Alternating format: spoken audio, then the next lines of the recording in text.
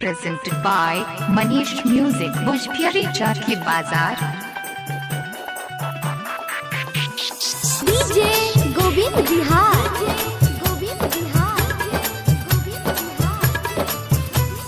Manish Music, Bhojpuri Recording Studio Charki Bazaar.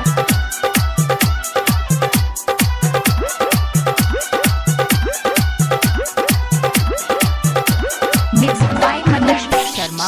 पहले से कहत रहू बान जाइब कन्या, ओ पहले से कहत रहू बान जाइब कन्या। मिल गेलो पियावा भूल गइनी धनिया, मिल गेलो पियावा भूल गइनी धनिया।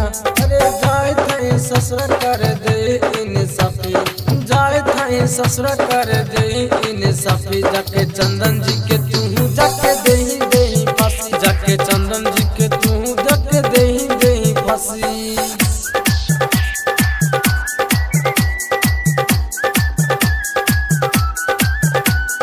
DJ Govind Bihar.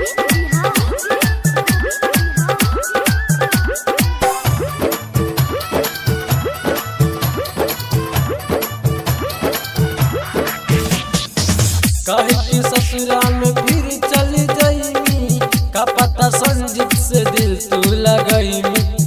काहे की ससुरा में फिर चली जाइमी, का पता संजीत से दिल तू लगइमी, दिल तू लगइमी, दिल तू लगइमी।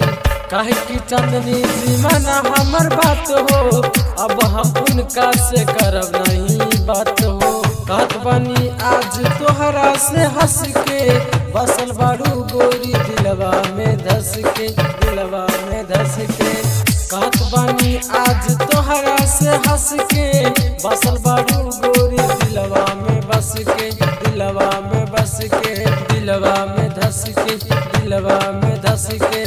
तोरा से रानी कर चाहतनी शादी, का इरादा बा हमके बता दे। DJ Govind Bihar. Manish Music, Bhojpuri Recording Studio Charki Bazaar. DJ Govind Bihar. Govind Bihar.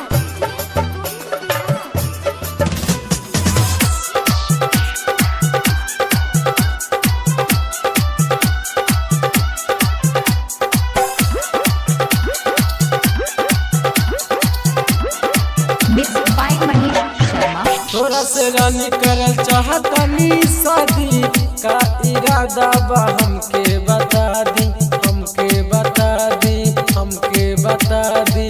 तोरा से रानी करल चाहतनी शादी, का इरादा बा हमके बता दी। भले हम करबो हम मेहनत मजदूरी सनम, बाकी रखबो हम तोरा के दूरी सनम।